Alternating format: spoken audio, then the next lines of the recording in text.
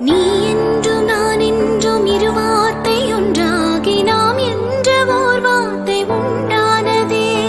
ஆண் என்றும் பெண் என்றும் இரு வார்த்தை ஒன்றாகி ஆள் என்ற ஓர் வார்த்தை உண்டானதே. காதல் என்ற மந்திரத்தின் மாயம் என்ன? கல்லும் முள்ளும் எப்போது பூவானதே. வானவில்லின் துண்டொன்று மண்ணில் வந்து யாருக்கும் சொல்லாமல் பெண்ணானதே. தென்மேற்கு பருவக்காற்று தேனி பக்கம் வீசும்